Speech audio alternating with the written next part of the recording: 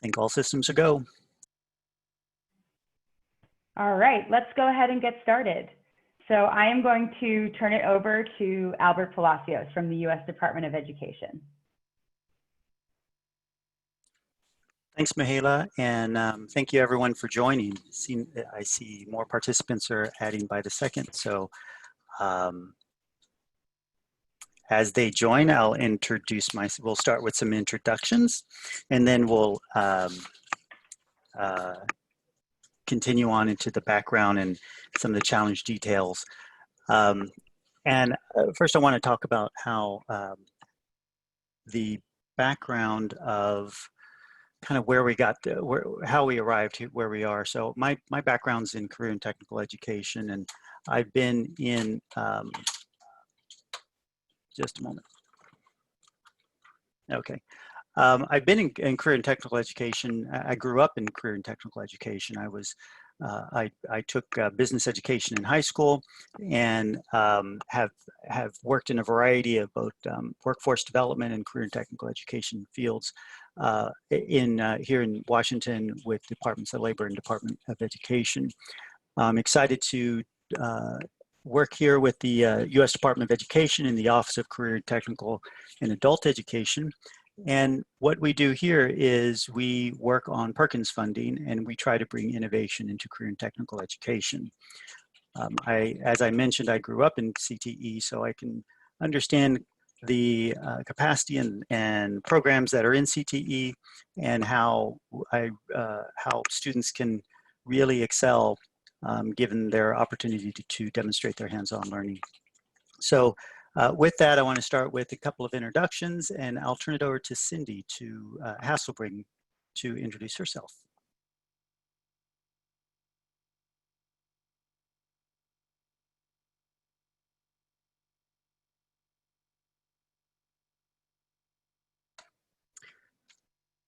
Cindy, are you unmuted? Hello. Yep, now I am. Sorry about that. Albert, we're just doing introductions just to make sure, right now? That's correct. Okay, so good afternoon, everyone. My name is Cindy Hasselbring. I serve as Assistant Director for STEM Education at the White House Office of Science and Technology Policy, and I had the pleasure of teaching high school mathematics in Michigan for 16 years previously, and used space exploration as a context for math and STEM as much as possible, thanks to what I learned at NASA Teacher Workshop. So it's a pleasure to be with you all today. And Diane, can you introduce yourself, please?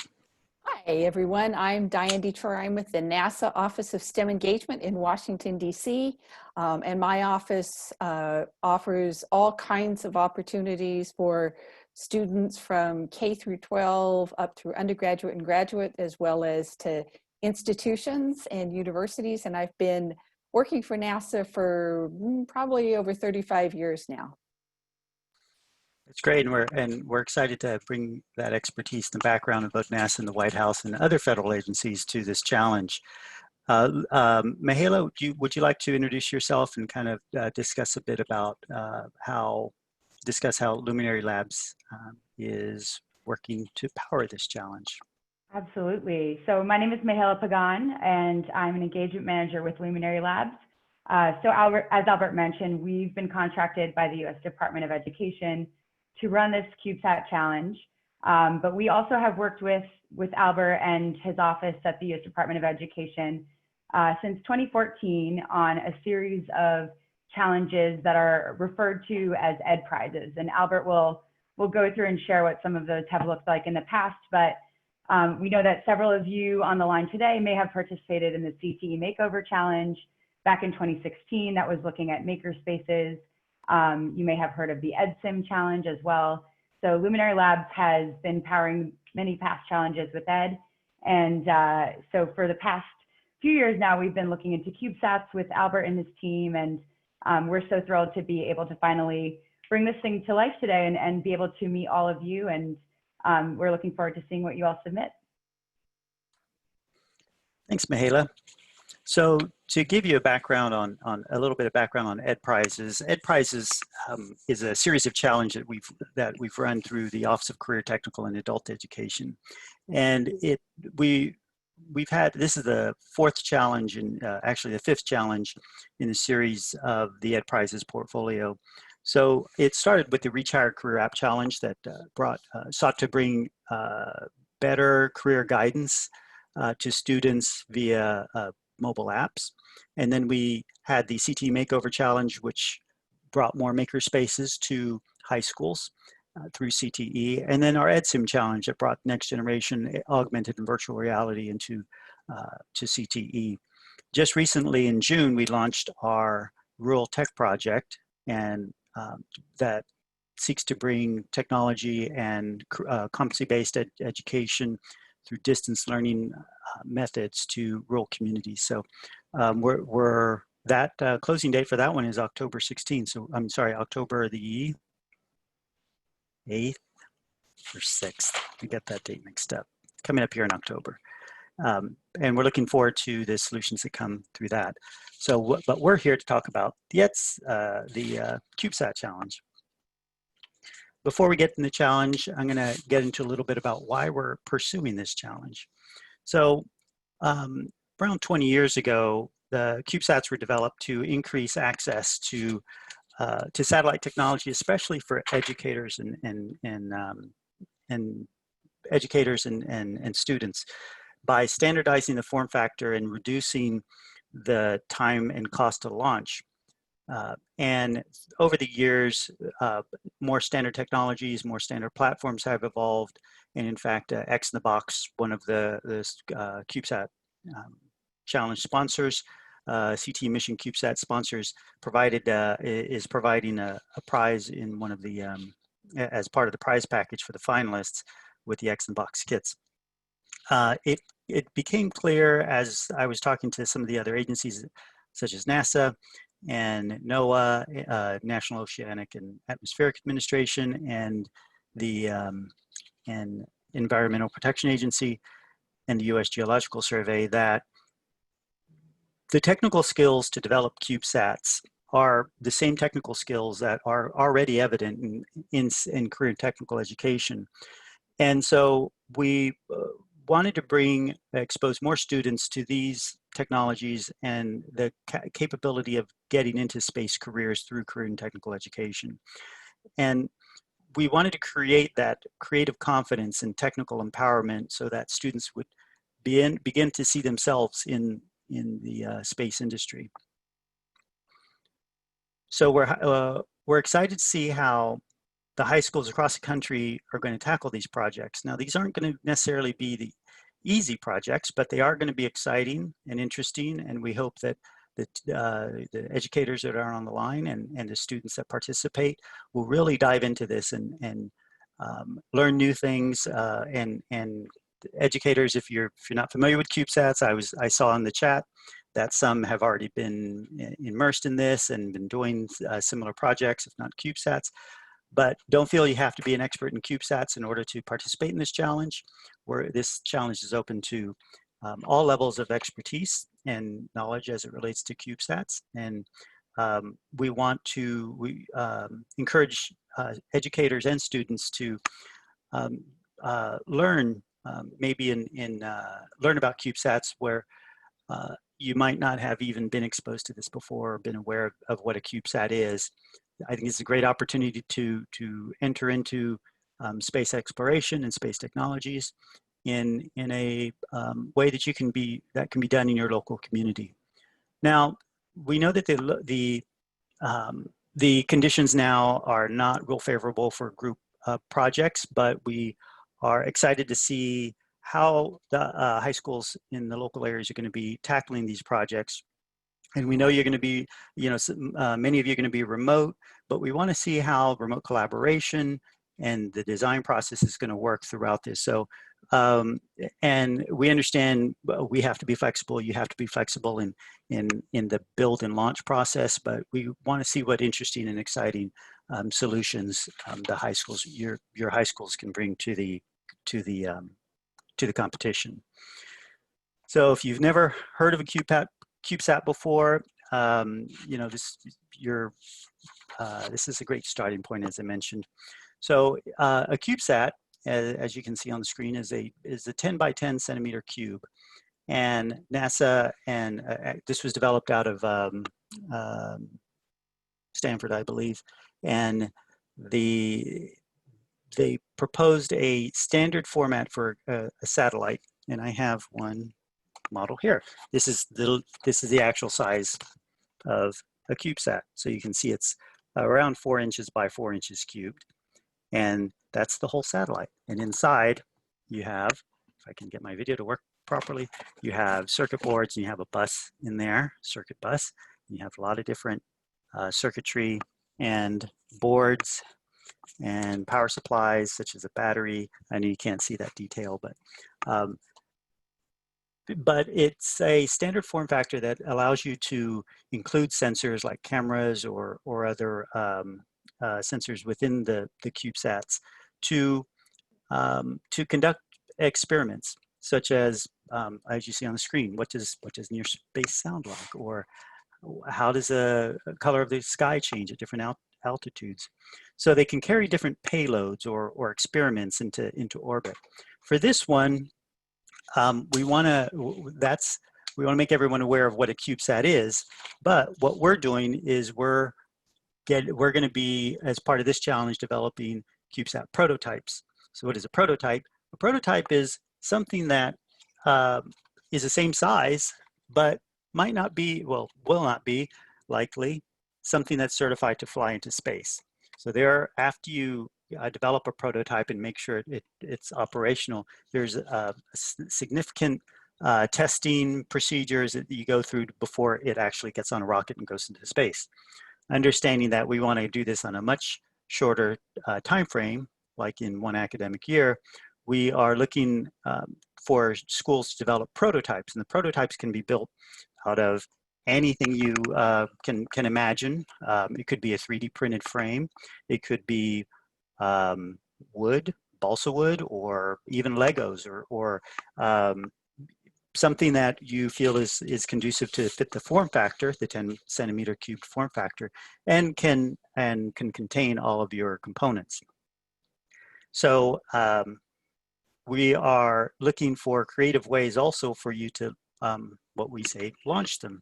And launch could be an amateur rocket, could be a drone, could be something that you develop in your own school. Or we hope you'll think creatively about what launch looks like. And it could be, maybe there's a hot air balloon in your local community. Maybe there's a weather balloon that you can access. Maybe there are your local news helicopter or police helicopter might be able to help your school get one into the sky, so that you can do some preliminary testing and test the communications and the data acquisition and some of the other functions, and just check to see if your prototype is working as you expect and can fulfill your experimental goals. So, but we encourage you to be creative and collaborative and learn technical skills along the way. So there are some measurable benefits to deploying a CubeSat program at your school for teachers, students, and the school district. So we want students to gain exposure to jobs of the future, and we want teachers to explore different avenues for professional development and for hands-on learning and applied learning in the classroom. So this is a great way to integrate your theory and your practice into some hands-on learning. And the hope is also that you'll create some more interdisciplinary partnerships within your school systems or across schools. So for example, your physics teachers might begin to work with I saw in the chat, an automotive teacher. You can think about all the different varieties of how satellites are impacting various technologies such as automobiles with GPS or other tracking products and applications for cars and logistics, or whatever you feel is a solution, as a problem that needs to be solved with satellite technology. these are the new ideas and creative ideas that we're hoping that students and teachers can bring to the table. So you can see a couple of quotes from a teacher and a student who have been involved in developing CubeSats. And we encourage you to also, as you're going through this, is document, and we'll get into a little bit more in a moment about what's going to be contained in your entry. And that's due on October 16th. I want to reassure you that, and I saw a message in the chat about this is a really short turnaround time, but we are looking to make sure that it's not too burdensome to get into the challenge. We want to hear your ideas. We want you to be able to provide some creative solutions and your best thinking on your solution. But we understand this is a short turnaround. We're not in our normal environments as far as our teaching and learning environments, but we're looking for more creativity from the field and see what cool ideas can you come up with. So with that, I want to turn it over to Mihaela to go over the challenge details. Great, thank you so much, Albert. Yes, so now we're going to jump into some more details on what you can expect over the next few weeks of this first phase and beyond. So hopefully you have seen this call to action by now on the challenge website, but I'll just go ahead and read it so that we're all on the same page about what this is. CTE Mission CubeSat is a national challenge to build technical skills for careers in space and beyond. So Albert gave you a little bit of background about that call to action and how it came to be. But with this challenge, the U.S. Department of Education is inviting high schools to design and build CubeSat prototypes. So your first question, and we've already heard a couple of these questions asked in the chat and in email, is my school eligible? So the best thing to do to answer that question is really ask, is my school eligible to receive Perkins funding? Now, your school doesn't need to currently be receiving this funding, but rather if you are eligible to receive that funding, then you are eligible to participate in this challenge. So that applies to public, comprehensive, and technical high schools. And there's some more information on the website on the eligibility page that you can look at to help answer this question for yourself personally. Some other things, yeah, Mihaela, real quick. I just want to add, for if you're uncertain if your school is eligible for Perkins funding, I encourage you to reach out to your district Perkins coordinator. Every district will have one, and check with your career and technical education coordinator to determine whether your school is eligible. Again, as Mihaela said, you may not be actually receiving funding, but you must be eligible for funding. Exactly. A few other things to keep in mind for your own team. Beyond Perkins eligibility, we do ask that every team have a team lead that is either a CTE teacher or CTE coordinator employed by your school. So that is something we'll also be looking for when reviewing the mission proposals submitted. So we do want to note that there are some situations that people ask questions about. For example, if you are not part of an eligible school, if you're a museum, if you're an informal learning or after school program, a nonprofit, while you might not be personally eligible to participate, you can certainly partner with an eligible school. So as long as the team is led by an eligible school, an eligible team lead, you can certainly be a part of that effort through your own organization. And we do also want to note that it is allowed for schools to partner with each other. So you're welcome to form a joint team with some other schools, as long as you have selected one team lead and you have a lead school that you can indicate on your submission. So beyond eligibility, the next thing you'll want to know is the general overview of this challenge and how it's structured. We have broken this challenge out into 2 phases. The first phase is really emphasizing mission design. So we know that for many of you, this is your chance to learn what a CubeSat is and what a mission is, and quickly put together a mission proposal. So the emphasis on this phase is that you're working towards that written mission proposal. And we have made several resources available on the challenge site to hopefully help you develop these mission proposals. So we'll show you a little snapshot of what the resource hub looks like if you haven't seen it yet. But on the challenge website, you will find a variety of open and free resources that you're welcome to use to help you develop that mission proposal. Once those mission proposals have been submitted, which we'll continue to reiterate this deadline, it is October 16th. We will then review all mission proposals. We'll have a judging panel, which will be announced soon, who will be reviewing these and selecting up to 5 finalists. Those finalists will then receive a variety of cash and in-kind prizes that are intended to help as they proceed to phase 2. So one thing we do want to underscore is that phase 2 is only open to finalists. So we really encourage you to participate in phase 1, and you will have to do that. You will have to submit a mission proposal if you wish to be considered for phase 2. So please go forth, don't hold back on phase 1. We would love to see as many of you coming through this phase as possible, and that is the progression there. Then in January, once the finalists have been announced, phase 2 will begin. And the emphasis of phase 2 is on building out those prototypes that you described in your mission proposal and flying them in the way that you propose to fly them. So in this phase, you'll be receiving the prizes that you won as a finalist, but you will also have access to additional virtual resources. You will have some mentorship to support you along the way. And this is meant to help you with building out your prototypes and planning a flight event. Albert, do you want to say a little bit more about flight events? I know you touched on this a bit earlier. No, I will actually. The flight events, we're obviously first and foremost, we want them to be safe. And, but we also want you to come up with your own creative solutions on how you can fulfill your mission with your local launch. So again, you have a variety of options you can choose.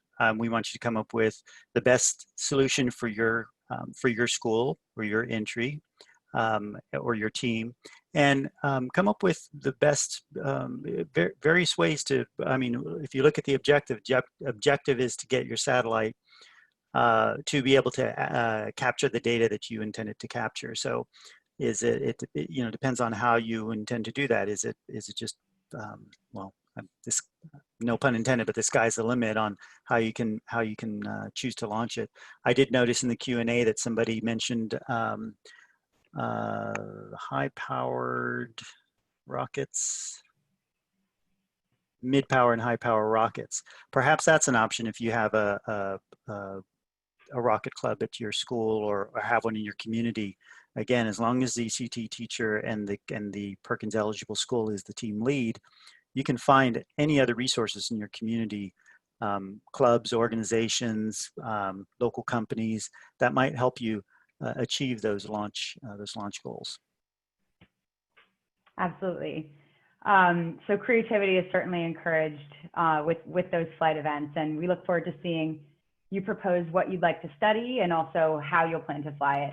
That's certainly a big part of the challenge. So one thing I'll add on the mission design and the mission launch. So understanding that this is a quick turnaround for the mission design, we want, you may not have your final mission, your launch vehicle, your launch plan in place.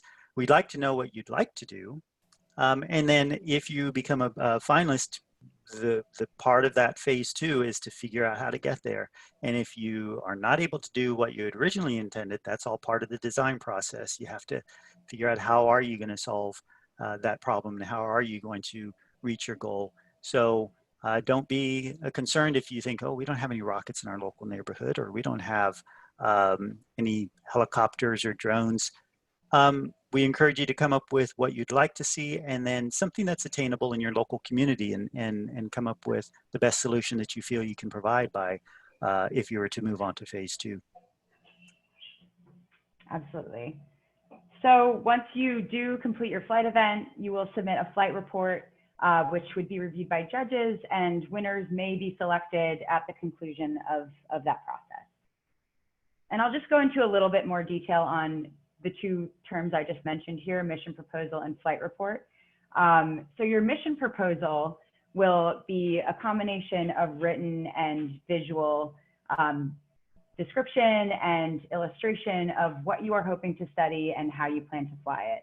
So this could include a detailed overview of your mission objectives, a list of the materials you expect to have, or that you expect to need, and discussing, how your planned flight method. And then we would also love to hear a little bit more about your team. So there's a section on that where we do ask you to provide more of a team profile, telling us about the kinds of students and teachers and potential partners that you have involved in this effort. And you're certainly, as we mentioned before, partnerships with local organizations or local academic institutions are certainly encouraged, and that's the sort of thing we'd love to also hear about in your mission proposal. So one thing we do, or two things I'd like to note about mission proposals. First, as Albert mentioned, we know these are uncertain times, so we do want to reiterate that no in-person collaboration is required to submit this mission proposal. We know that many of you will be working on this remotely, so this can be submitted entirely virtually, and it's possible to work on this entirely virtually with your teams. And then as far as cost for creating this mission proposal, it's possible that you may incur some cost in developing your mission proposal, but that's really up to you. If you'd like to purchase some materials and tinker with them in order to figure out your idea and make sure that you want to move forward with that, that is one way that you may incur costs, but it is not necessary to develop a mission proposal. And then in phase two, as Albert described, you're welcome to go forward and do these creative flight events where you're testing your prototypes out, flying them the way you propose. And then we'll ask for a combination of a written capstone report that will be paired with some sort of visual portfolio that kind of shows us and recaps your flight experience. So that's the place where you can share your lessons learned, your results, some photos you may have taken from the flight experience or video. So it will be kind of a combination of those things that will help to bring that flight event to life. And that is the flight report that you would be submitting at the end. And one thing also to note on flight reports and cost is that this is an area where it may incur some costs for sure, but it is also a point at which finalists will have received a variety of in-kind gifts and a cash prize that are certainly meant to help mitigate any cost incurred in phase two. So we'll segue there into our list of amazing sponsors who are just as excited about this effort as we are. You can see on the right, it's a really exciting group of companies in technology and aerospace and education and CubeSats. So we're so thrilled to have these amazing sponsors on board. And on the left, you can see that we have a really interesting prize pool that includes cash prizes and a variety of in-kind gifts that should help you to kind of tinker and get started with your prototypes in phase two. And this prize pool will be evenly distributed to up to 5 finalists. So just to piggyback on that, one, I want to thank Ted at Magnitude.io. He just answered a question in the chat about the high-powered rocket, or the 6-inch diameter rocket. So thanks for that, Ted, and thanks for helping out as a sponsor for this challenge. Just one specific note about the $25,000. That will be distributed to the 5 finalists. So each, if we award 5 finalists, which we expect to award 5 finalists, each of them would get an even portion of that, which would be $5,000 each. So hopefully that'll offset some of the costs that you might incur in developing your prototypes. But in addition to that, the X in a box kits distribute evenly. Each finalist would get 2 X in a box kits, as well as an Arduino kit and the Lego Mindstorm kit. So there'll be some tools there or some things that you can tinker with to get your prototype, help develop your prototype. And then the Club for the Future Space Mail Kits is a great package also from Blue Origin. So we're excited to be able to offer this prize package to the finalists. Absolutely. All right, so the Resource Hub, if you haven't checked it out yet, we encourage you to go take a look on the challenge website, and you'll be able to see that it has been organized into sections that mirror what you'll find on your mission proposal. So by working through the Resource Hub and seeing some of the things made available there, we hope that will help you as you're developing your mission proposal. We do also, at this point, want to let you know that there will be a Q&A panel towards the end of September that will be announced soon, where you'll have a chance to hear directly from some of our sponsors and ask questions and learn about space careers, and it'll be really interesting. It will be also, you'll find information about it on the Resource Hub, but if you're not signed up for our newsletter, that's a great place to get these sorts of updates of upcoming events in your inbox. So we'll have more information towards the end about signing up for the newsletter, but we highly encourage everyone who's interested to do that. So hopefully after hearing a little bit about the challenge and the resources available, you're at the point where you're ready to get started.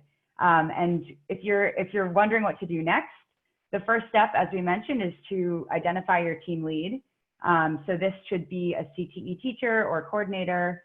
And this really you'll need one team lead, even if you're doing a joint team. So that is the first step.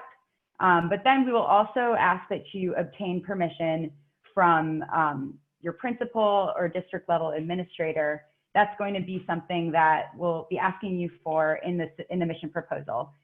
We know that many of you are not in school right now, so it's not as easy to just go to your principal's office and get a handwritten signature.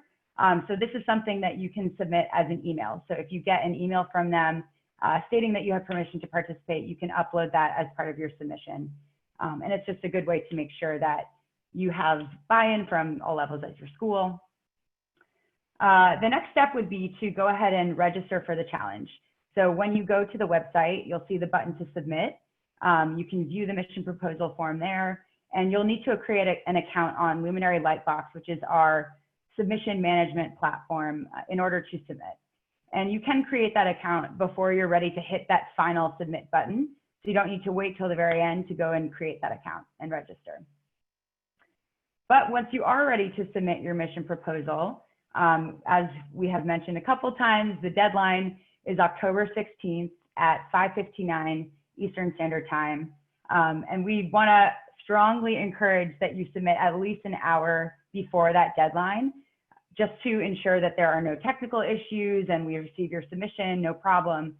And there's an email address, hello@ctemissioncubesat.com, where you can email us if you encounter any final issues with technical uploads.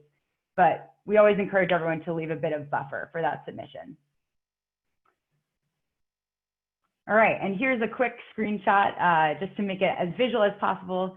Here is where you can find the submit button at the very top of the website. And when you click that, you can see on the right that the form will look a bit like this. It will look like this, and it's a written form with a few areas where you can upload some visual illustrations of what you're talking about.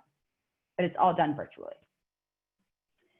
So once you do complete your submission and send it in, what happens next is that the panel of judges will review all mission proposals, and they will be reviewing against these criteria, which you can find on the challenge website and refresh at any time. These criteria are all weighted equally, and they will be scored in a way that will add up to 100 points. So 20 points per criteria that judges will be evaluating your submissions against. So Mahela, I just wanted to add that we're happy to entertain questions and after this and during the chat here in the Q&A. And I understand that not everyone can see the chat, so we'll have to figure that out in a moment.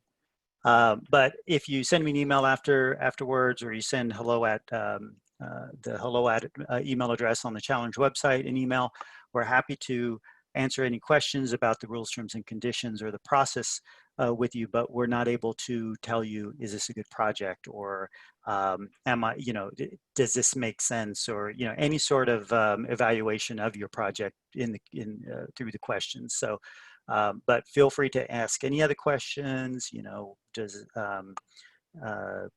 As far as like, am I eligible? I'm not sure if my school is eligible. I can't find my CTE administrator. Whatever the question is about the rules or eligibility, please feel free to send it to us. Absolutely. And I'll take this opportunity to also just announce we are recording this session. A recording will be posted on the challenge website, and these slides will be made available.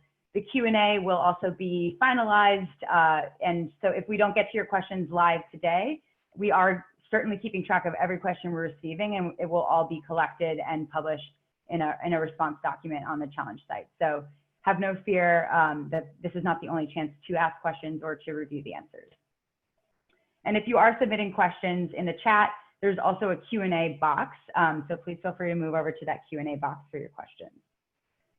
So just to go quickly through the criteria, these are all on the challenge website. I think we can move pretty quickly through these, but community engagement is the first one, which is the extent to which the mission proposal provides a vision of how the entrants will engage their broader student body and local community. So we're hoping to see you either form partnerships or invite local organizations or community members to be a part of your project and your process.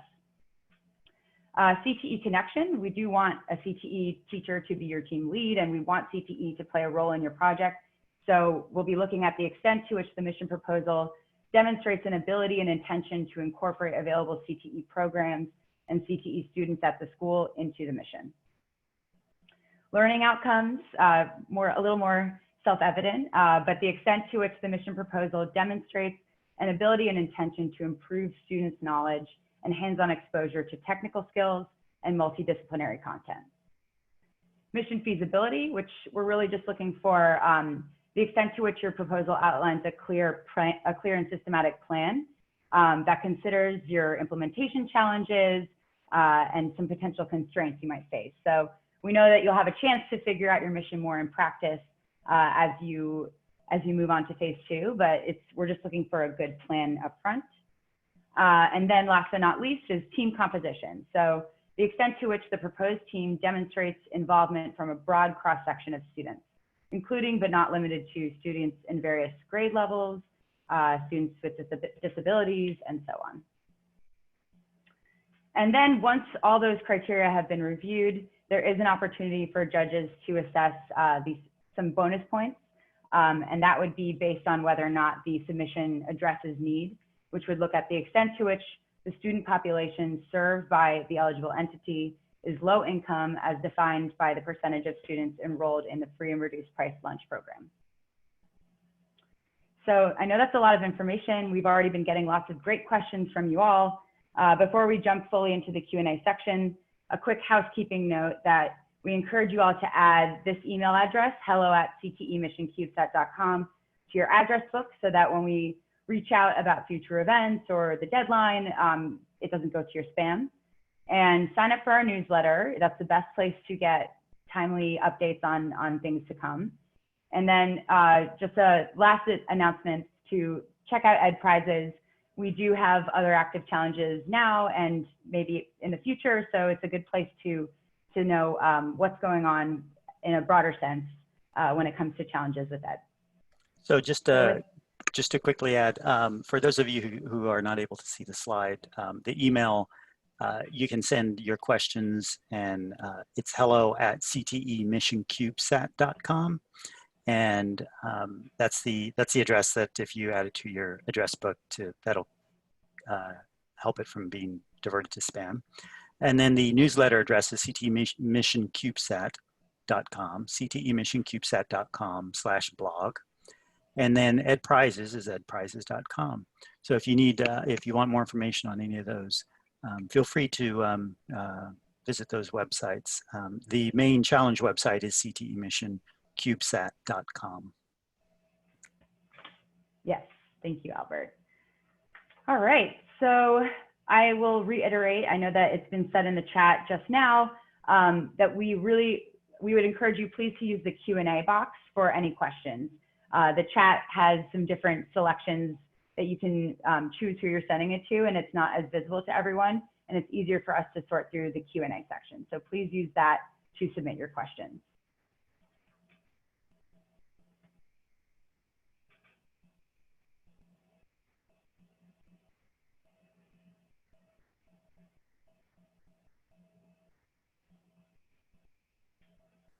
So I'm going to jump on a couple of these questions, and I've seen a few of these come in that talk about, you know, how do you know if you're a CTE teacher? Who are the CTE teachers?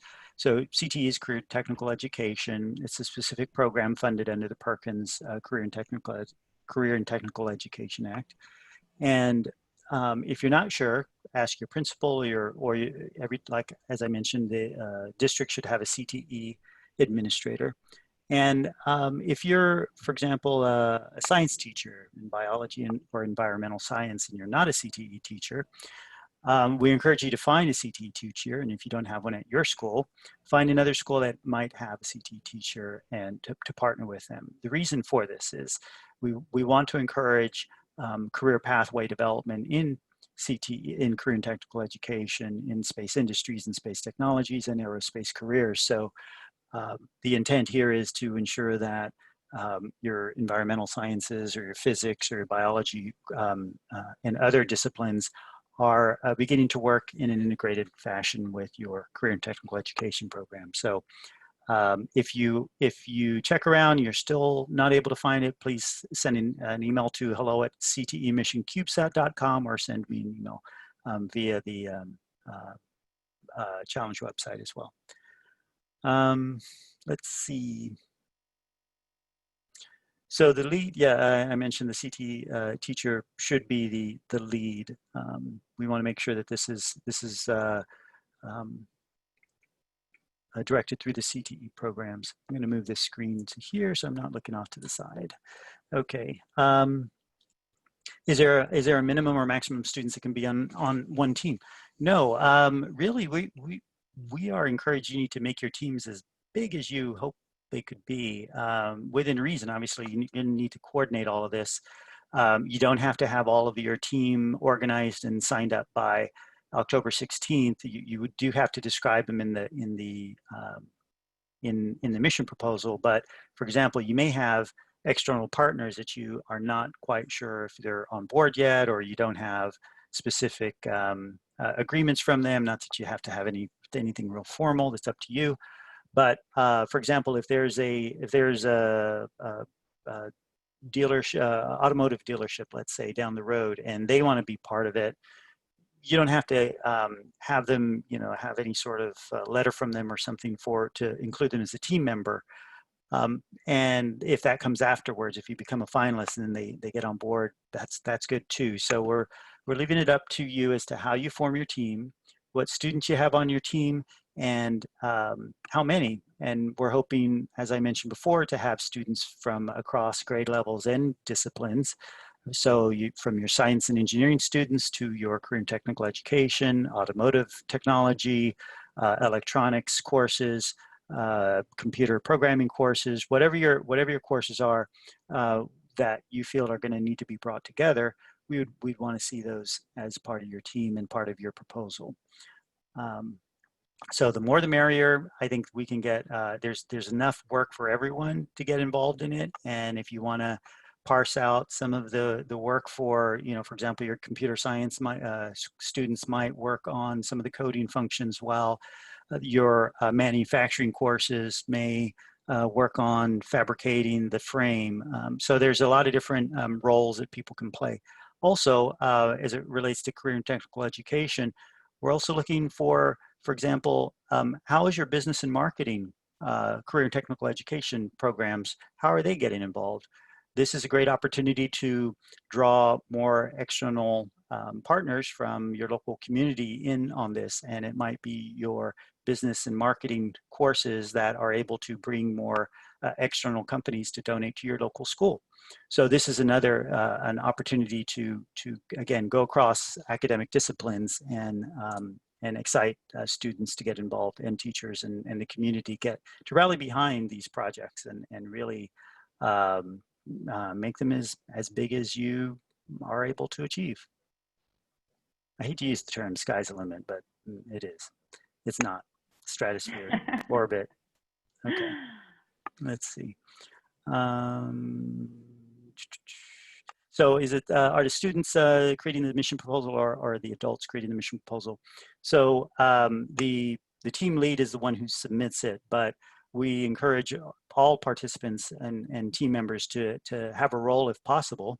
Obviously, it's, if there's a lot of people, you can't have everybody writing the proposal, but we hope that everyone will have a role in having some input into the mission design and development of the proposal. So you do what makes sense to you. Okay, what's experience should students have with aerospace technology leading to projects? So we're looking at this as an entry point. So you don't have to.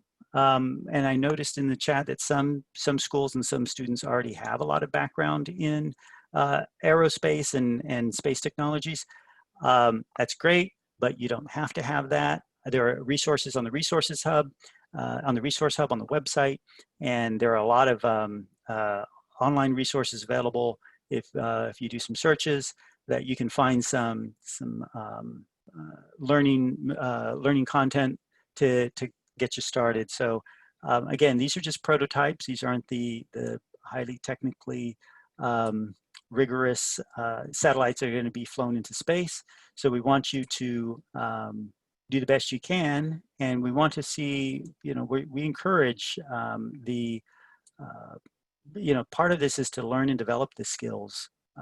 And so, if our hope is that if the teachers aren't up to speed on CubeSats, that the teachers are learning right along with the students. I mean, that's a great way to expand the capacity of the teaching workforce, as well as expand the offerings for the teacher, for the students in these career pathways. So we're open to your ideas and your best solutions that you can bring to this to expose more students to the next generation of career and the workforce. The flight event. So the flight events, yeah, it's kind of up to your own interpretation. So the finalists, and I guess I'll take one step back. So we're going to choose 5 finalists, and if you're not chosen as a finalist, that doesn't mean you can't move forward with your project. It's just that you're not going to be part of the finalist cohort that's going to be competing or will be receiving the prizes.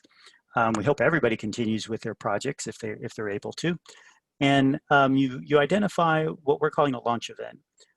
In essence, if you from orbital standpoint, a launch event is going to be when you see a big rocket take it up into space and it gets deployed off the space station or off of a orbital rocket. That's great, but that's not what we're doing here. We're trying to just get it some form or fashion in motion or off the ground. So it could be, again, if you have a drone or a drone club, get them to lift it and capture data that way. You can think kind of the way some rudimentary launch vehicles or launch apparatus were developed, like catapults or trebuchets or slingshots. Whatever will work for your experiment, that's we hope you develop something creative and something that suits your needs. If there's a things like personal aircraft, if there are small aircraft in your local rural community that are used for various purposes, utilitarian purposes, maybe you're able to get talk to one of those pilots and see if you can somehow make that work for you. Check with your local first responders to see if there's a way to get them to help you with their helicopter. News helicopters. There's a variety of aircraft in your local community that might be able to help. And sometimes it's just a matter of making a phone call. Sometimes there may be a little more involved in that. There are obviously, safety and liability concerns. So we want to make sure you're doing this safely, but we're also open to creative solutions. So again, going back to what Ted at Tagami at Magnitude mentioned, if you're looking at I guess it's a high power rocket, amateur rocket, it's going to be at least a 6-inch rocket, but there might be other, balloons. No telling how much helium it would take to do a balloon that's not a tethered balloon or a high altitude balloon, but come up with your best idea, and be sure to document it, videotape it, photograph it, and we encourage you to continue to work on it. There's a question on here which I think is important one, and it's from Doug It's from Doug. I can see students wanting to continue on to the prototyping phase, even if you're not, you don't win as finalists. I completely agree, and I think it'd be great for you to be able to share your experiences. You know, we encourage you to post online and you know, in social media and document your successes or your failures. Part of the learning process are the failures. So we want to see everybody's failures as well, because those are important learning points in the process of design and build. So moving on, how many teams can a school have? I think you're not limited, but you need your principal sign off, so you can have multiples. But you know, you have to come up, make sure you understand what's best for your school, and that you have the capacity in your school to be able to handle multiple teams. We also encourage multiple schools to team together. So for example, maybe one school has a fabrication lab or a fab lab, and they are able to do a lot of the physical fabrication, whereas another school might have a computer science program. And maybe one school is focusing on the coding and the software, the other one is more on the hardware and the circuitry.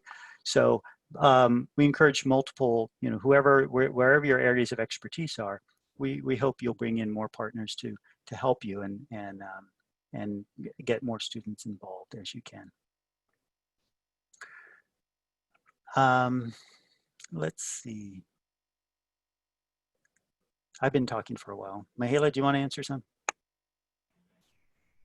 Sure. So I think the most obvious one we said a couple times, but yes, the recording for this will be posted, and we will also make the Q&A fully available. And let's see, which ones does this look good? Okay. Would the students need to collect data once the CubeSat is launched and analyze that data? So in short, yes. The hope is that you are using your CubeSat prototype to collect data that speaks to your mission proposal and what you set out to observe. So that would be based on your mission objective and this experiment that you were planning to conduct. And as Albert mentioned, you know, the journey is just as important as the data and results. So if, let's say you have this mission planned and it doesn't go as planned and you don't end up collecting all the data that you set out to collect, that would still be a great thing to write about in your flight report, and we can learn quite a bit from the failures of this process. So it's really about the journey and giving it a try and the experiment that you set out to accomplish. And we recognize that things don't always go as planned when it comes to CubeSats, certainly, but also prototypes. Let's see. So I wanted to just chime in on one of the other questions that I saw pop up, and it goes back to eligibility. And someone says, I have, you know, I've approached our administration and no one can tell me if we're eligible for Perkins funds. Should we still apply? What I would encourage you to do is send either an email to the hello at email address that was mentioned earlier, and with your specific school and district, and then we can let you know. We do have we are able to access that information. So if you're not quite sure, for the most part, if you contact your district, they typically know. But if you're not able to tell whether or not if you're eligible, then please feel free to send us an email, and we'll be we can look it up. The after everyone enters, after we get those phase 1 proposals, we're going to be validating your eligibility. So we're going to ensure that you are eligible. So it's better to get, you know, kind of get that information beforehand before you apply. So, but you can still apply. You just wouldn't be deemed eligible after the fact. So again, feel free to send us an email if you have questions. So another question we see here is, how many teams can a school have? So the rules don't prohibit multiple teams from a school, so it is permissible to have more than one, but just as a reminder that you would still need your principal sign off on any team that does participate.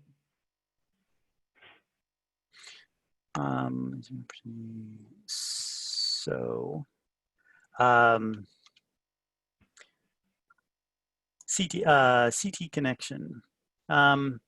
So this is the finalist selection criteria. So what we mean by CT connection is, and the actual criteria is on the website, but we want to make sure that this is connected to CTE. That's kind of redundant, but we want to make sure that career and technical education is serving a role. So some of the functions, some of the career pathways. So for example, you may have a business and marketing career pathway in a program of study in your school or in your district, and if that that may serve as your lead entry teacher and program at that school, but then you would be able to participate on that team. For example, maybe there's an ag ed or agricultural education program in your school. Those are typically CTE, career and technical education, and talk to them about, the types of programs that they have and how they are CTE, and maybe they can take the lead for you in the proposal. So I'm sorry we're not able to get to all of the questions, but I appreciate all of the interest and everyone that has joined, and we see a lot of excitement here on the questions and the answers in the chat. We encourage you to sign up for the newsletter and get updated on everything that is going on with the challenge, and get news and updates as they're released. So with that, I'll turn it back over to Mihaela. Yes, so as Albert mentioned, signing up for the newsletter is the best way to stay up to date, and we do have a few upcoming announcements. We will soon be announcing our judging panel, so you'll be able to see their information on the website, and we'll be sending out an email as well. And then we do also have a Q&A panel in the works that will be in later September, where we'll have a really exciting lineup of panelists, and you'll have a chance to send questions in advance that we can use to inform the session, but there also will be a chance to ask some questions live in that panel as well.